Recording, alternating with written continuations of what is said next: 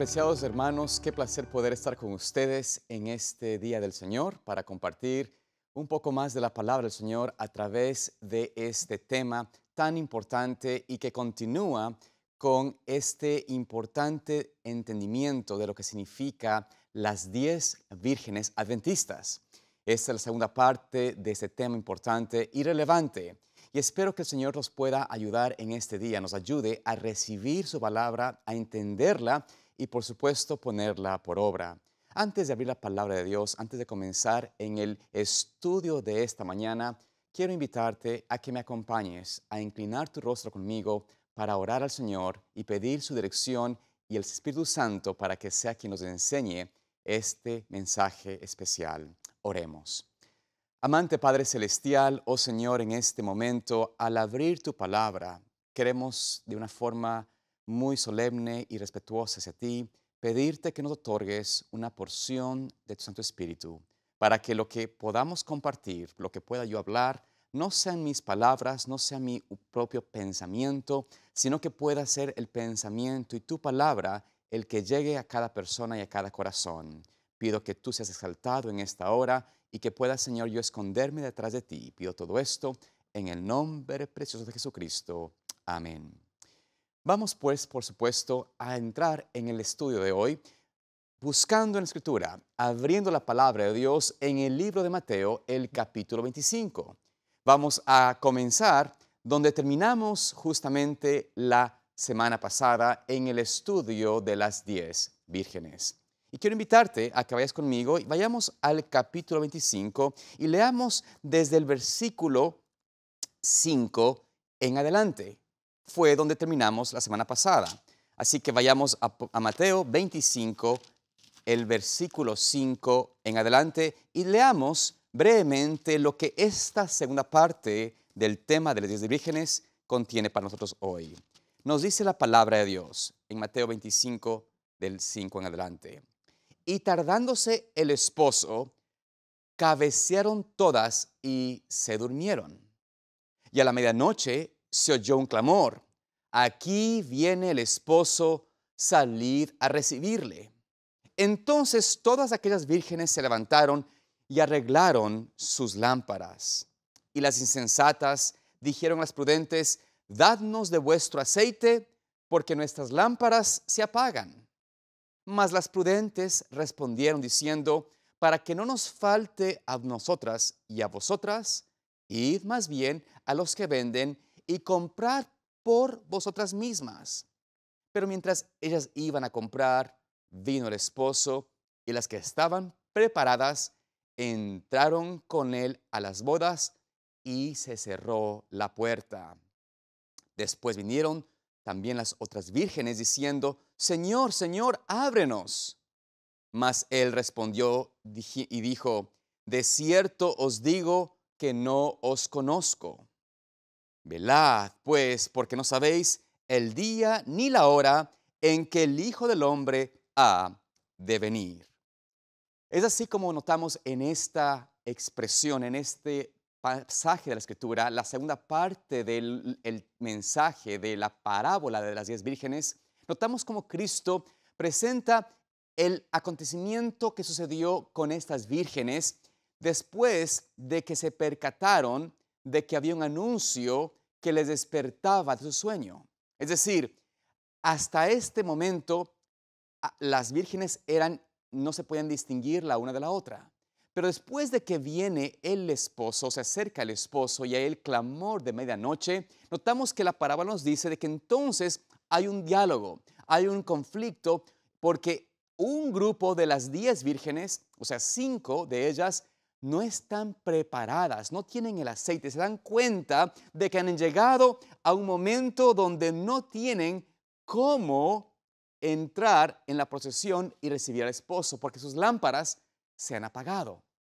Así que ellas claman y piden y ruegan a sus otras amigas, las que estaban allí, las que habían tenido consigo ese aceite en sus vasijas, y éstas les piden, ¿no es cierto?, a ellas: por favor, danos de su aceite.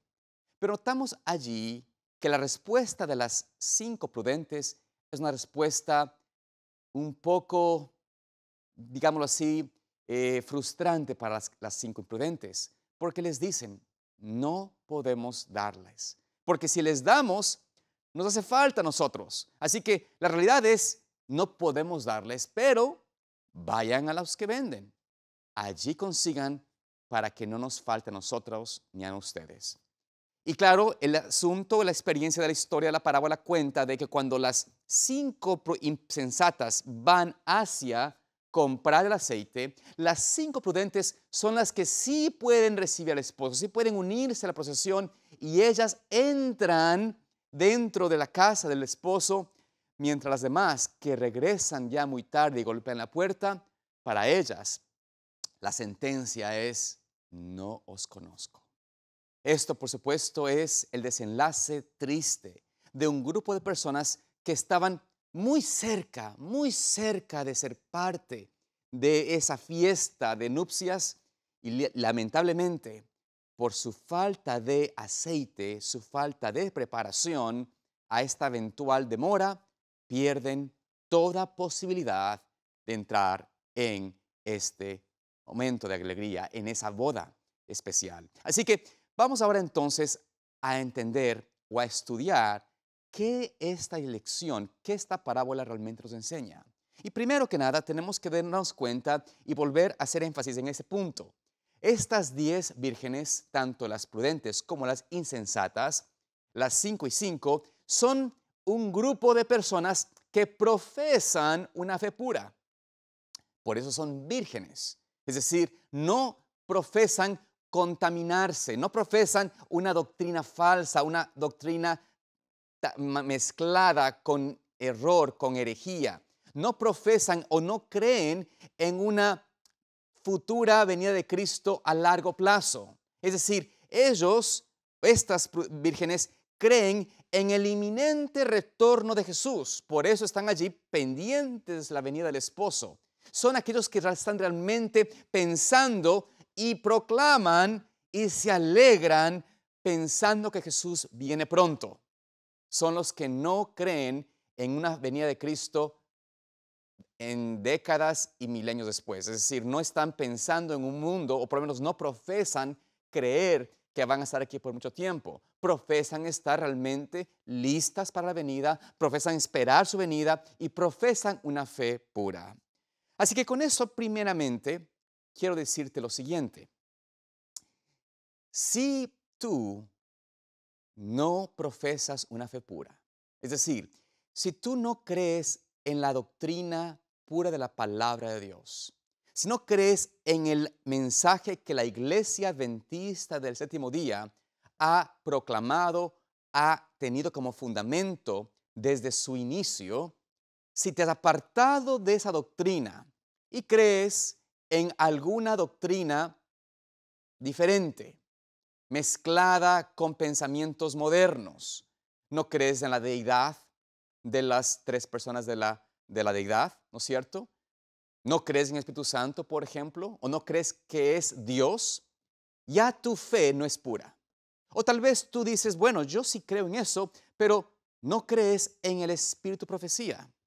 No tienes respeto a la palabra inspirada a través de los escritos sagrados que el Señor nos dio como iglesia. Y estos escritos de la sierva del Señor, de la hermana Elena G. de White, si tú no los crees como inspiración, como una guía que nos ayuda a entender y aclarar aún mejor la Escritura, si crees que esta información no es relevante ni importante para el adventista, bueno, tú ya estás en una fe no pura. Es decir, tú no profesas la verdad del adventismo. Así que tú ya estás exento o estás fuera de este grupo de personas. Si tú no crees en la sagrada ordenación al ministerio conforme al estatuto de la Biblia, bíblicamente hablando, cómo el Señor y cómo Dios desea que su iglesia sea organizada y quiénes son los que son llamados a ser ordenados al ministerio pastoral, esta ideología moderna que se ha impregnado en algunos mercados, no digamos mercados, pero algunos lugares de este mundo, esta ideología, si tú no crees en este concepto bíblico de cómo el Señor estableció la iglesia y quiénes deben ser quienes dirigen la iglesia, quienes están llamados a ser ordenados como pastores en la iglesia, si tú tienes una confusión sobre esto, ya no estás en una fe pura, porque no usas la Biblia, sino que escuchas un concepto o una interpretación no bíblica. Es decir, si tú te apartas de los fundamentos de la doctrina adventista y estás contrario a lo que la iglesia adventista y el pueblo de Dios ha declarado en la palabra de Dios con fundamentos de su doctrina, si en algún lugar tú no aceptas esto, no crees en el santuario, no crees quizás o no tienes la certeza de que Dios desea que tengas una vida que refleje, ¿no es cierto?, esa fidelidad a Él en la alimentación, en el estilo de vida. Si tú no crees estas cosas, estás ya automáticamente fuera de este grupo. Porque los que profesan ser parte de las vírgenes son aquellas que tienen o aquellos que tienen una fe pura o profesan una fe pura. Y además quieren y creen en la inminente venida de Cristo. Si tú piensas que Jesús viene en un futuro, si Cristo va a venir, qué sé yo, en unos 100 años, 50 años, o simplemente a un futuro lejano, si tú ya no crees que Jesús viene pronto y para ti ese lema te parece un poco incómodo, porque has visto ese lema toda tu vida y dices, ¿para qué decir que Jesús viene pronto? Simplemente, sí, creo que Jesús vendrá a algún rato. Bueno, ya tampoco eres parte del grupo. Pero si tú eres parte de este grupo porque tú profesas una fe pura, crees en la doctrina adventista, en sus 28 fundamentos como iglesia, crees en la información que se presenta en la palabra de Dios de acuerdo a lo que nosotros esperamos venir en la venida de Cristo y que viene pronto, entonces ya eres parte de esas 10 vírgenes. Si tú no crees en esto, estás fuera. Así de sencillo. Simplemente hay que entender de que si tú no estás dentro de este grupo de 10 vírgenes, tienes que hacer entonces una verdadera examen propio, realmente buscar en ti y en tu conocimiento de la Biblia para que no te vayas a apartar y más bien regreses o aprendas el camino de la verdad pura, el camino de la sana doctrina y aceptes volver a los pies del Señor y entrar en este movimiento, en esta iglesia que presenta o profesa una fe pura. Y bueno, si tú crees en esto y estás de acuerdo con toda la doctrina bíblica, estás de acuerdo con que Jesús viene pronto, bueno, no es suficiente. Sí, no es suficiente. Porque dentro de las 10 vírgenes hay 5 que no pueden, que no aceptan venir, que no pueden entrar porque simplemente les faltó, ¿no es cierto?, ese aceite, la preparación. Ya lo vimos la semana pasada, qué significa el aceite, cuál es la falta que tenían. Pero ahora analicemos el segundo parte. ¿Cómo puedo yo asegurarme, ¿no es cierto?, que no sea engañado hoy por hoy pensando que soy del pueblo de Dios, que soy de las 5 vírgenes sensatas y en realidad estoy dentro del grupo que está en las vírgenes insensatas? Porque si me despierto yo, y analicemos esto un poquito, si me despierto demasiado tarde, me doy cuenta de que me faltaba la preparación, ¿dónde voy a estar? ¿Con el esposo? Por supuesto que no, estaré fuera de allí. Así que vamos a ver una historia en la Biblia que nos presenta una clara vislumbre de cómo un siervo de Dios, una persona que el Señor quiere y desea y tiene toda la posibilidad de ser parte de su reino y es parte, por decirlo así, del pueblo que profesa la pureza de la verdad y que cree en la vida de Cristo, ¿cómo alguien así puede estar tan cerca y a la final quedarse afuera? Vayamos a una historia que se encuentra en Segunda de Reyes y en realidad es la historia de un siervo, del siervo de Eliseo, del profeta Eliseo. Es el siervo llamado Giesi. Y este siervo es el que realmente vislumbró y profesó una fe pura. Tuvo una experiencia espectacular porque fue quien vio las evidencias del poder de Dios. Creyó en el profeta, creía en su enseñanza y servía al profeta. Era una virgen pura, una virgen que estaba junto al Señor y que trabajaba continuamente en su obra. Profesaba ser pueblo de Dios. Y veamos brevemente en el versículo 38 del capítulo 4 de Segunda de Reyes. Veamos qué nos dice allí acerca de cómo Eliseo usaba a su siervo y qué es lo que el siervo hacía.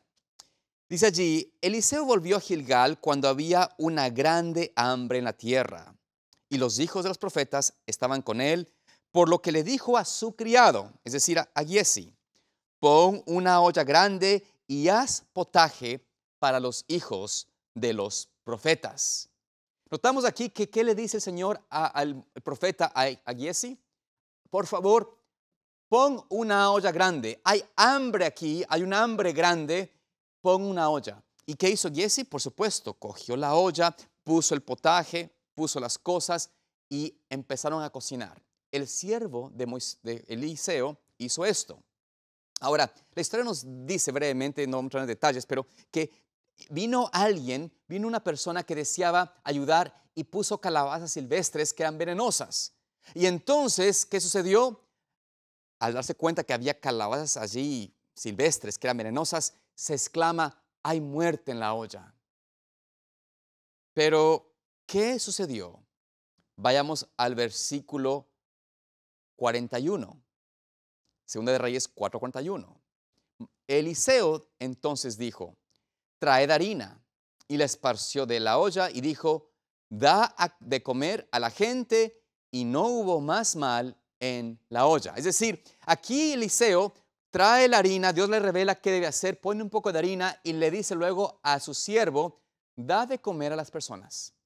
Y el siervo Giesi mira entonces este milagro, coge la olla, ¿no es cierto?, empieza a servir, y se puede imaginar ustedes, ¿no?, la gente temerosa, pero el siervo le dice: no, mi profeta, mi Señor me dice: haz esto, deben comer, está sano, seguramente Giesi dijo: sí, mira, hasta yo me la como y sabe bien. De alguna forma, él miró y fue testigo físico, ocular, probó de ese milagro de Dios. Es decir, él estaba involucrado en la obra de Dios, creía en el profeta y quería hacer la voluntad de Dios. No solamente esto, notemos qué sucedió con él más adelante. Noten el versículo 42 y 43. Vino entonces un hombre de Baal Salisa, el cual trajo al varón de Dios panes de primicias, 20 panes de cebada y trigo nuevo en su espiga, y él le dijo: da a la gente para que coma. ¿A quién le dice esto? Le dice a Giesi. Y respondió su sirviente: ¿cómo pondré esto delante de 100 hombres? Pero él volvió a decir: da a la gente para que coma, porque así ha dicho Jehová: comerán y sobrará. Entonces, versículo 44, lo puso delante de ellos y comieron, y les sobró conforme a la palabra de Jehová. Notamos aquí que el Señor, ¿no es cierto?, muestra nuevamente a Giesi, a través del profeta Eliseo, cómo él obraba en favor de su pueblo. Un hombre temeroso de Dios trae 20 panes y unas espigas de trigo, las primicias. Y él trae y él le muestra a su maestro, al profeta Eliseo, y Eliseo le dice: ok, dales de comer a las personas. Y él dice: pero Señor, ¿cómo puedo dar 20 panes entre más de 100 hombres o 100 hombres? No es posible. Su fe, ¿no es cierto?, es probada, tal vez no tiene esa certeza, pero nuevamente el profeta le dice: así ha dicho el Señor, da y sobrará. Así que, ¿qué hizo el siervo?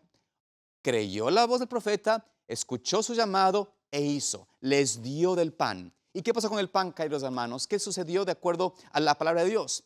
No solamente comieron los 100 hombres hasta llenarse, pero ¿qué? Sobró.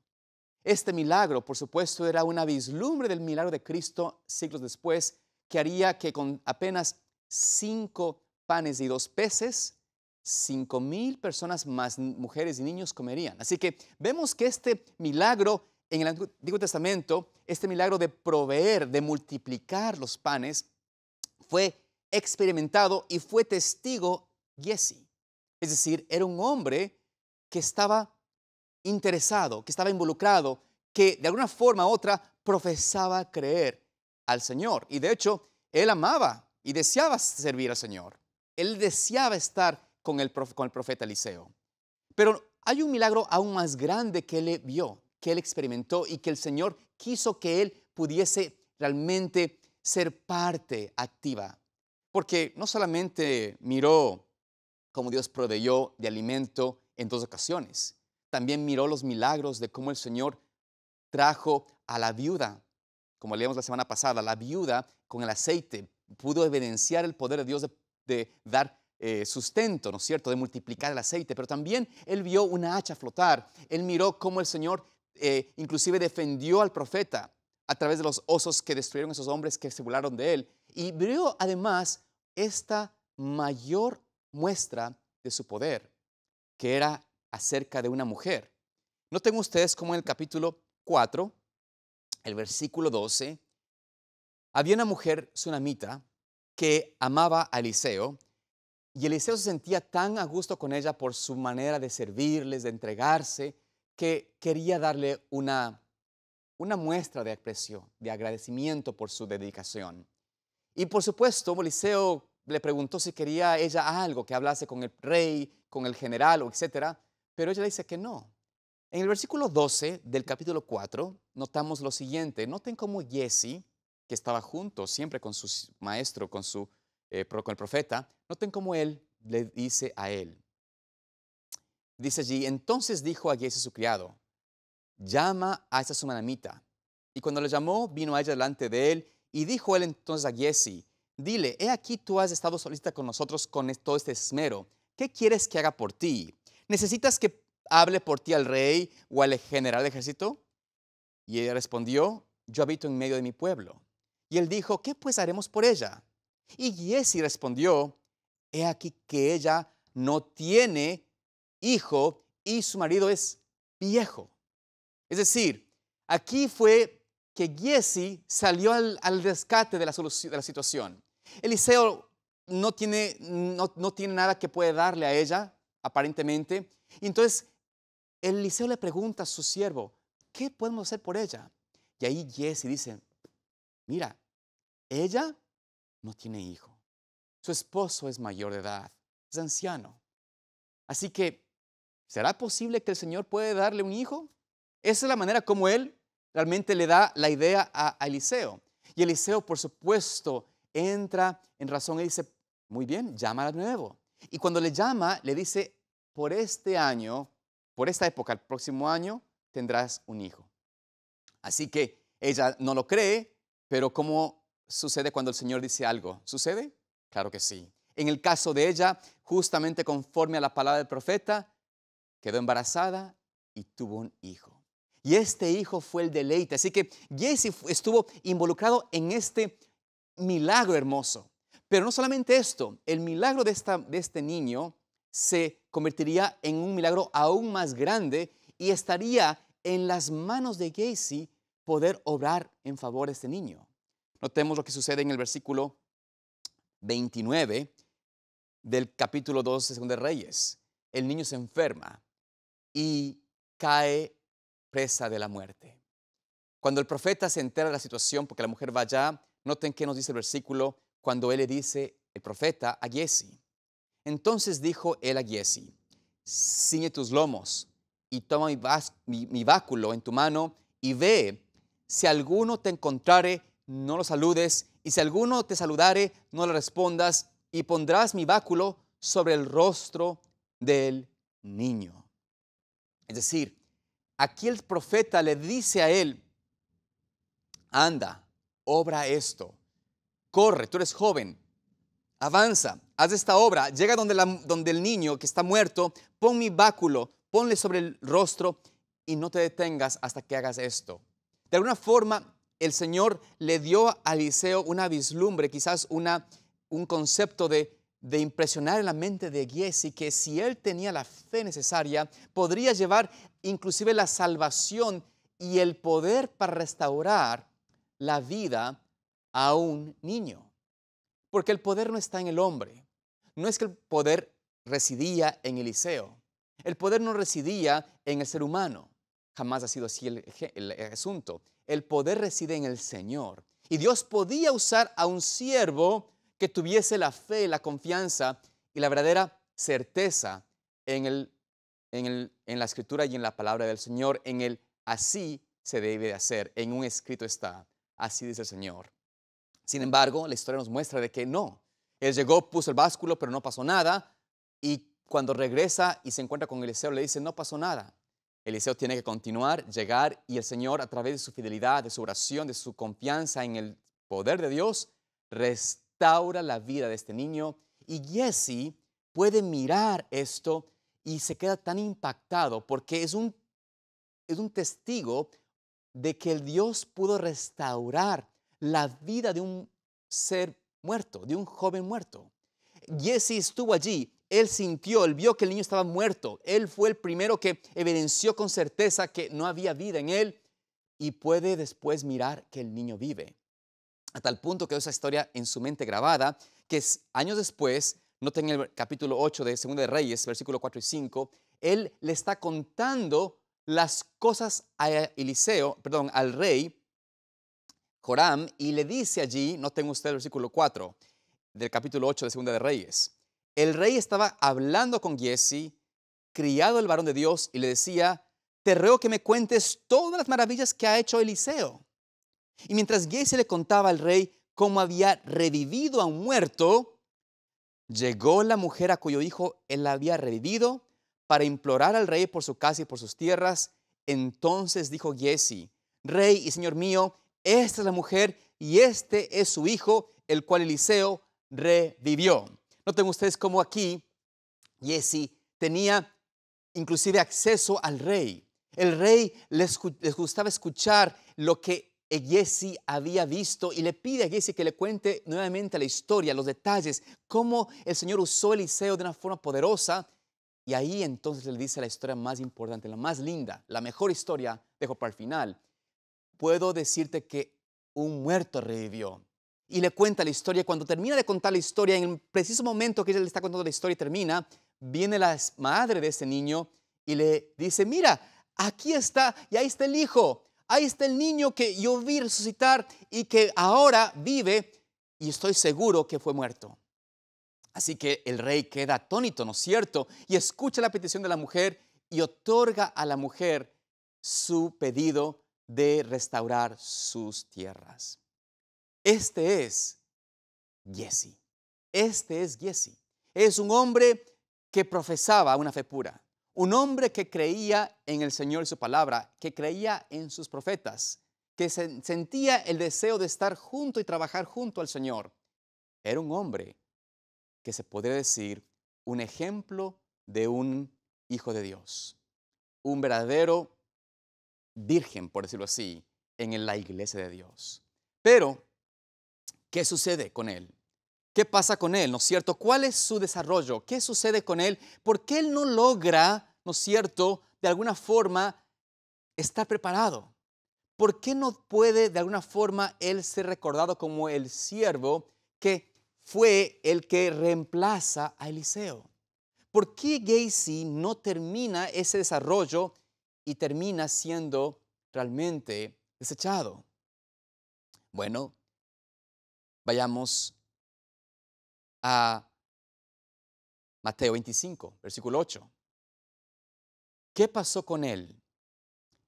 Dice en este versículo de Mateo 25, 8, y las insensatas dijeron a las prudentes, dadnos de vuestro aceite, porque nuestras lámparas se apagan. Es decir, ¿qué pasó en la vida de Giezi para que se apague su lámpara?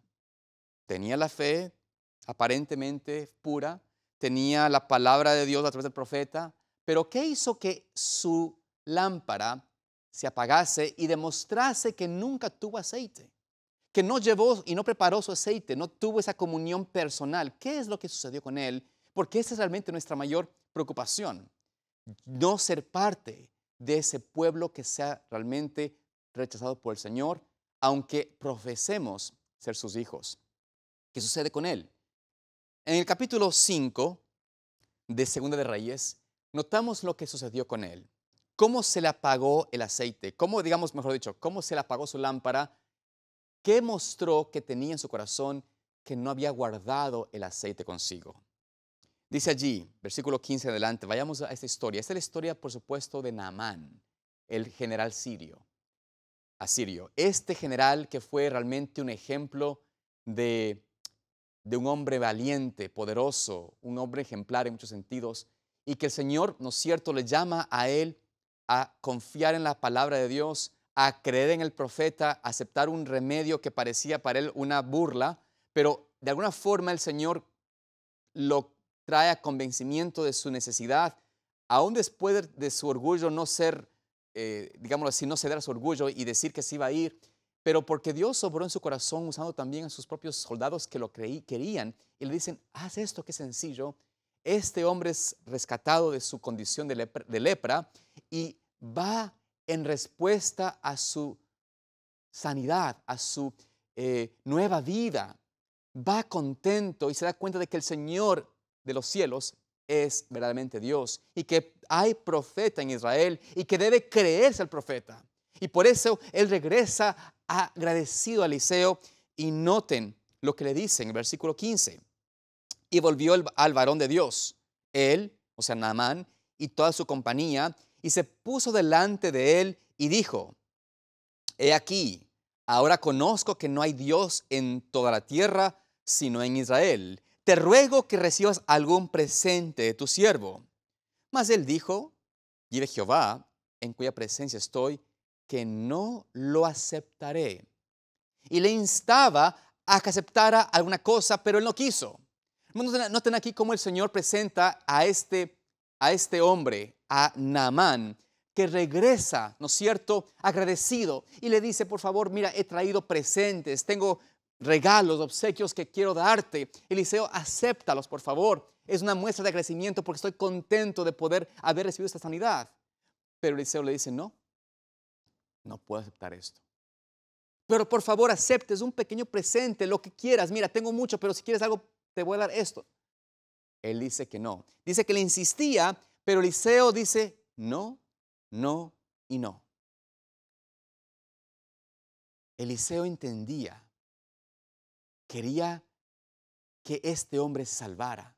La mayor muestra, la mayor evidencia de la gratitud era la entrega de Naamán a creer en el Dios de Jehová, al Dios de Israel, a creer en Jehová y creer en los profetas. Y por ende, para Eliseo, eso era mucho más valioso que cualquier otra cosa. Además de esto, no quería pensar o no quería dar la impresión en ninguna forma de que la obra de Dios a través del agente humano merece la pompa, la honra de los hombres.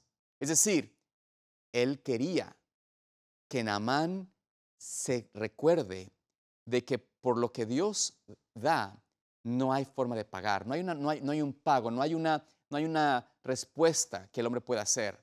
Es un don de Dios y es un don gratuito, es un don que no tiene costo, es un don que uno acepta por fe.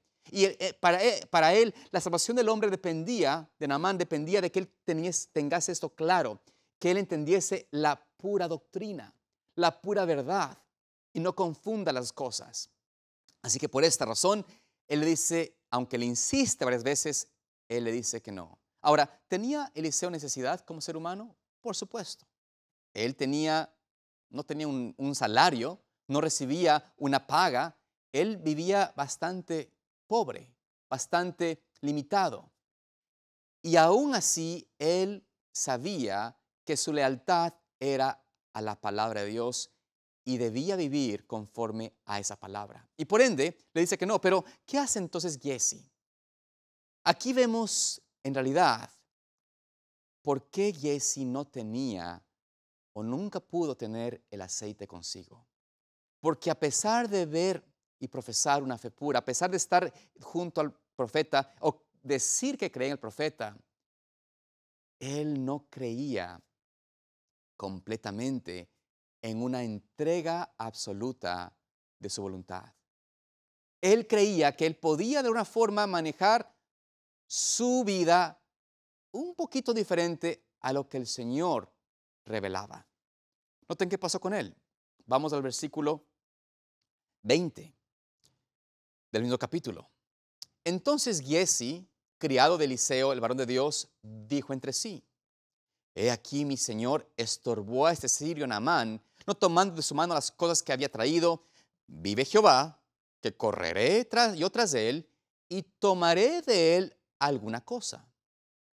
Y siguió, versículo 21, Giezi a Naamán, y cuando vio Naamán que venía corriendo tras él, se bajó del carro para recibirle y dijo: ¿Va todo bien?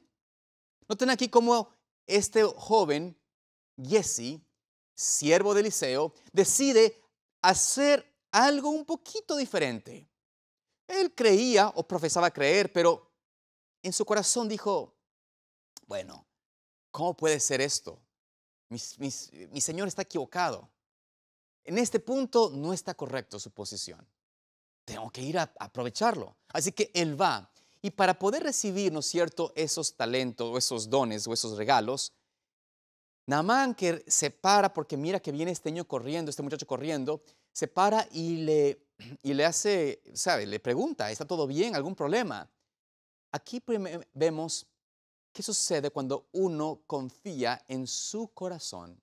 Cuando uno dice: yo estoy creyendo a Dios, creo, profeso una fe pura, pero también debo hacer también caso a mi corazón de vez en cuando.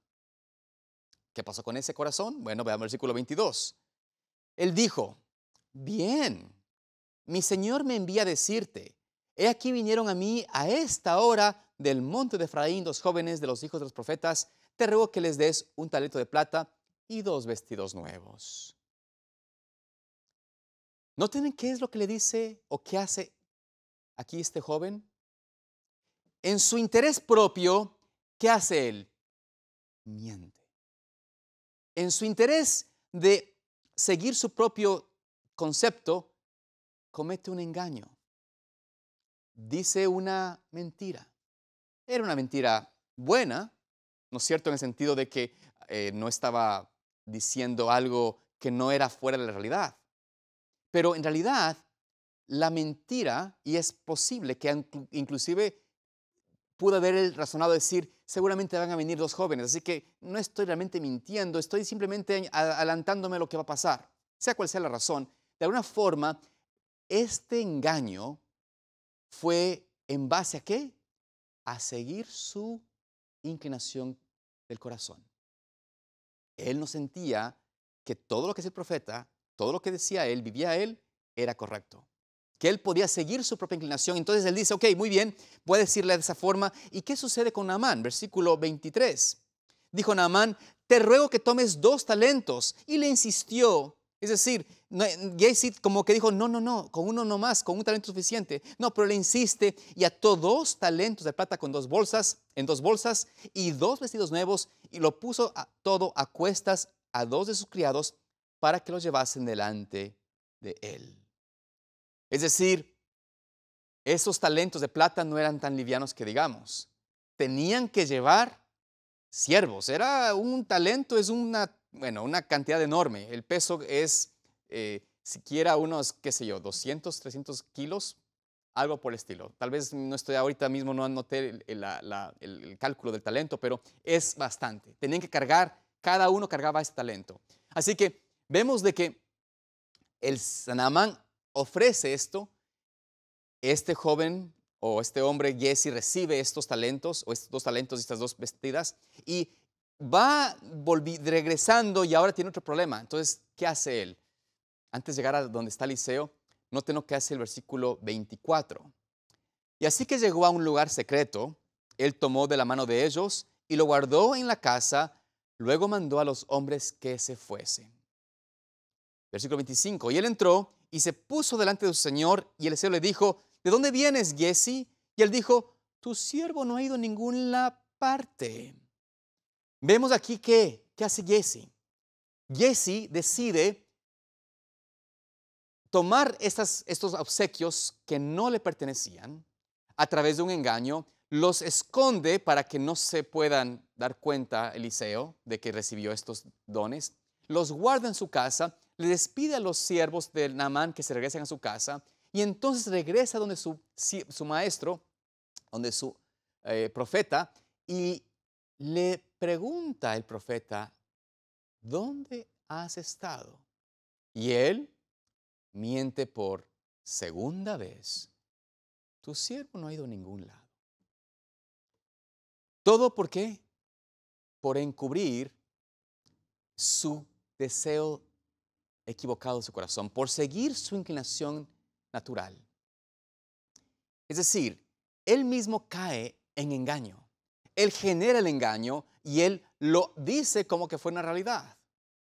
Esta es la verdad. Él vino con toda la certeza. No, estoy aquí, no he ido a ningún lado.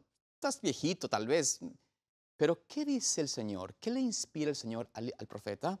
Versículo 26. Él entonces le dijo, ¿no estaba también allí mi corazón cuando el hombre volvió de su carro a recibirte? Es tiempo de tomar plata y de tomar vestidos, olivares, viñas, ovejas y bueyes, siervos y siervas. Es tiempo, le dice aquí el profeta, le dice, yo sé dónde estuviste, no puedes engañarme. El Señor me reveló cada acto que hiciste y es ahora entonces el tiempo, es el momento para ti de estar buscando casas, bienes, olivares, dinero, ropa, etcétera. Es tiempo de buscar tener siervos y siervas. ¿Qué estás realmente tú buscando para ese tiempo?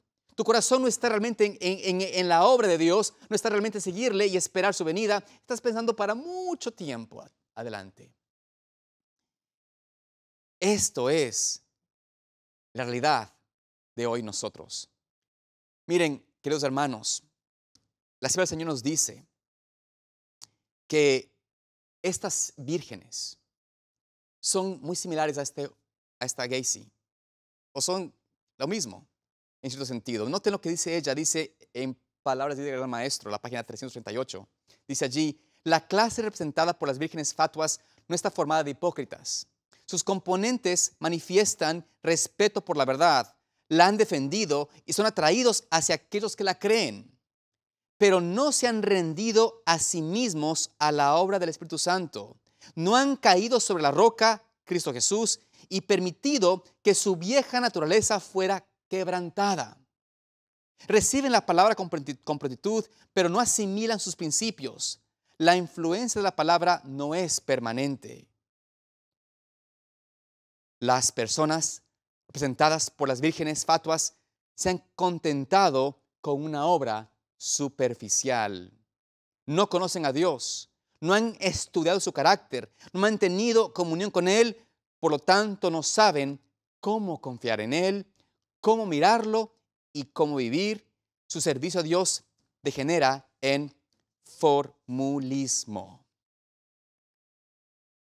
Es decir, estos hombres, estas mujeres, solamente no son hipócritas, deciden servir al Señor, quieren seguirle, pero no han dejado que su verdad penetre en el corazón, no han dejado que realmente ellos sean quebrantados por Cristo, no quieren realmente ceder su voluntad al Señor y por ende no permiten que su palabra tenga una impresión permanente. Prefieren seguir su propia inclinación y no conocen verdaderamente a Dios y por ende no pueden confiar en Él. Al igual que Jesse, dicen, pero ¿por qué no prepararnos para un buen futuro aquí en la tierra? Al igual que Jesse, aunque profesan que Jesús viene pronto, su mente está en sus negocios, en sus casas, en sus viñas, cómo multiplicar, cómo ser más importante, más relevante. Y aunque tengan el deseo de predicar y servir al Señor, su interés está en realmente más bien tener seguidores, ser más notorios en ese tiempo, tal vez tener un canal de YouTube, ¿no es cierto? Y ser importantes, conocidos por muchos, pero realmente no están buscando depender de Dios. Por eso, solamente de labios profesan a Dios, pero su corazón está lejos del Señor. Como nos dice en el libro de Ezequiel 33, 31 y 32. Y vendrán a ti como mi bien el pueblo, y estarán delante de ti como pueblo mío, y oirán tus palabras, y no las pondrán por obra. Antes hacen halagos con sus bocas, y el corazón de ellos anda en pos de ¿qué? Su avaricia. Y he aquí que tú eres a ellos como un cantor de amores, hermoso de voz, y que canta bien, y oirán tus palabras, pero no las pondrán por obra. Esta es la condición del pueblo actual del pueblo adventista de hoy, del pueblo que es parte de esas 10 vírgenes que profesan seguir al Señor, pero en realidad no quieren de verdad cambiar su corazón. No desean realmente sentirse con la necesidad de servir a Dios. En realidad creen que el servicio a Dios es formulismo.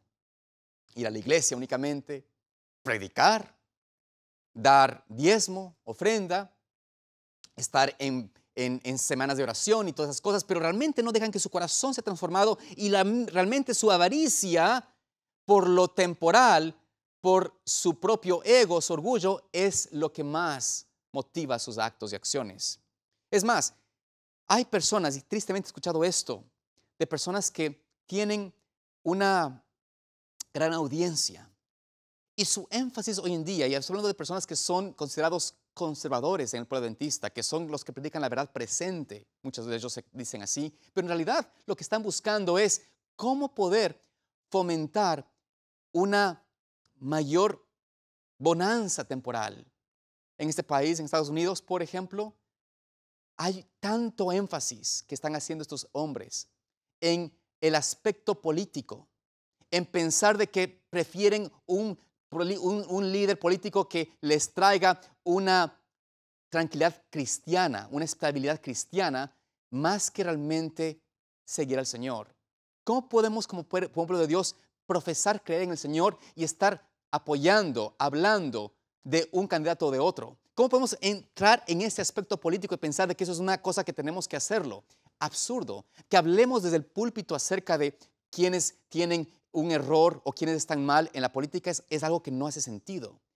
Pero Dios nos muestra que estamos siendo llevados por nuestras propias concupiscencias de nuestra carne. ¿Qué queremos hacer? Una avaricia temporal. Mayor tiempo en la tierra, mayor tiempo en mi experiencia aquí en la tierra y no realmente decir, Señor, yo necesito aprender a depender de ti y no me importa quién venga en el poder o no, estoy dispuesto a servirte. No me voy a enfocar en eso. Tú me has llamado a mí a llevar tu verdad, predicar el mensaje de los 3 ángeles y vivir ese mensaje. No solamente decirlo, pero vivirlo. ¿Pero qué he hecho yo? ¿Qué he hecho nosotros? No, estar entretenidos con cosas que no tienen sentido. Nos dice en el libro de 2 Timoteo 3, 1 al 5, también debes saber esto, que en los postreros días vendrán tiempos peligrosos, porque habrá hombres amadores de sí mismos, avaros, vanagloriosos, soberbios, blasfemos, desobedientes de los padres, ingratos, impíos, sin afecto natural, implacables, calumniadores, interperantes, crueles, aborrecedores de lo bueno, traidores, impetuosos, infatuados, amadores de los deleites más que de Dios, que tendrán apariencia de piedad, pero negarán la eficacia de ella. A estos evita. Amados hermanos, esta es la realidad de nuestro tiempo hoy. Las insensatas están tomando demasiado auge en nuestras vidas. Estamos dejándonos llevar por este deseo de lo temporal, del orgullo, de levantar nuestra propia ideología sobre todas las cosas y hacer énfasis en esto y no dejar que el Señor realmente nos lleve a esa experiencia de sometimiento a su voluntad. Es decir, amamos más los deleites temporales, más la apariencia o la alabanza de los hombres que servir al Señor de corazón. Por eso caemos en engaño. Nos dice la palabra del Señor, la palabra inspirada, en Testimonios para la Iglesia, tomo 4, la página 334. Dice ella lo siguiente: hay en nuestras filas demasiados agitadores, charlatanes y complacidos de sí mismos que se toman la libertad de adelantarse, carentes de la necesaria reverencia por la edad, la experiencia o el oficio. Hoy la iglesia sufre la carencia de un carácter opuesto, hombres modestos, pacíficos, temerosos de Dios, que lleven las desagradables cargas que se depositan sobre sus espaldas, no por el nombre, sino por prestar un servicio al Maestro que murió por ellos. Entre los miembros hay demasiada autoexaltación y autosuficiencia. Amados hermanos, esta es la realidad. Hay muchos charlatanes, hay muchos hombres que se llevan a sí mismos, a otros tras sí, buscando traer un mensaje novedoso, nuevo, tratar de traer una división en la iglesia porque presentan aparentes conceptos de relevancia, pero no son la Biblia, no son la palabra de Dios, no es lo que el Señor ha revelado. Y nos llevamos por esto, nos damos cuenta que somos llevados por personas que siguen su propia inclinación. No tienen realmente amor por Dios, por su palabra, ni tampoco por su obra. Amados hermanos, es tiempo que usted y yo estemos realmente siguiendo a los hombres. Es tiempo que pongamos nuestra confianza en lo que el hombre dice y no en la palabra de Dios. Tú estás quizás en una condición actual de abrir la palabra de Dios y estudiarla, pero si tú y yo no hacemos la decisión personal de servir al Señor, de conocerlo de verdad, vamos a tener una experiencia de muerte. En Mateo 25:6, ¿no es cierto? Nos dice allí que a la medianoche se oye un clamor. Aquí viene el esposo, salid a recibirle. Amados hermanos, hemos caído ya en la medianoche, en la oscuridad. El mundo no conoce el carácter de Dios. La iglesia no conoce el carácter de Dios. Y por ende estamos en tinieblas. Pero Cristo dice, vengo pronto. Aquí viene el esposo, salid a recibirle. Hay que prepararnos, hay que tener esta lámpara que ha estado apagada, hay que prenderla. ¿Con qué? Con el Espíritu Santo, con la palabra de Dios, con lo que el Señor ha dado a su iglesia. Dice la palabra del Señor, Cristo ha hecho toda provisión para que su iglesia sea un cuerpo transformado, iluminado con la luz del mundo, que posea la gloria de Emmanuel. Es su propósito que todo cristiano esté rodeado de una atmósfera espiritual de luz y paz. Desea que nosotros revelemos su propio gozo en nuestra vida. La morada del Espíritu es nuestro corazón. La morada del Espíritu en nuestro corazón se revelará por la manifestación del amor celestial. La plenitud divina fluirá a través del agente humano consagrado para luego ser transmitida a los demás. Es decir, el Señor quiere que hoy podamos tener verdaderamente luz y se refleja en la forma como nosotros obramos hacia otros, con amor, con cariño, con una consagración al Señor, con verdadera humildad en nuestra vida, no buscando exaltación propia, no buscando la alabanza de los hombres, no buscando un bienestar temporal más, dejando esas cosas a un lado y darnos cuenta que Dios necesita un pueblo que dependa de Él. Por eso, Isaías 60, 1 y 2 nos dice esta promesa del Señor: levántate, resplandece, porque ha venido tu luz y la gloria del Jehová ha nacido sobre ti. Porque he aquí que tinieblas cubrirán la tierra y oscuridad las naciones, mas sobre ti amanecerá Jehová y sobre ti será vista su gloria. Oh, amados hermanos, el Señor quiere que la revelación de su gloria sea vista en ti y en mí. Dice la pluma inspirada, la revelación de su propia gloria en la forma humana acercará tanto al cielo a los hombres que la belleza que adorna el templo interior se verá en toda alma en quien more el Salvador. Los hombres serán cautivados por la gloria de un Cristo que mora en el corazón. Oh, amado hermano, amada hermana, en esta mañana yo te invito a que podamos hoy recibir la gloria de Cristo en el corazón, que es dada a través del Espíritu Santo, que es dada a través de la obra que Él quiere hacer en ti y en mí, y que puede darse en medida, o sin medida, mejor dicho, a todo aquel que está dispuesto a recibirla. Puedes tú guardar eso en tu corazón, en la vacía que el Dios te ha dado, y tú la puedes llenar hoy de ese Santo Espíritu, para que puedas entonces, cuando venga el clamor, cuando venga ese último prueba final, tú y yo podamos tener la luz en el corazón que alumbre en la oscuridad y muestre que Cristo realmente vive en ti y en mí. Que Dios te permita, que Dios me permita poder realmente ser parte de ese pueblo que muestre la verdad de Dios a través de palabra y de actos, que mostremos su amor en nuestras vidas. El Señor te bendiga y te guarde en este día.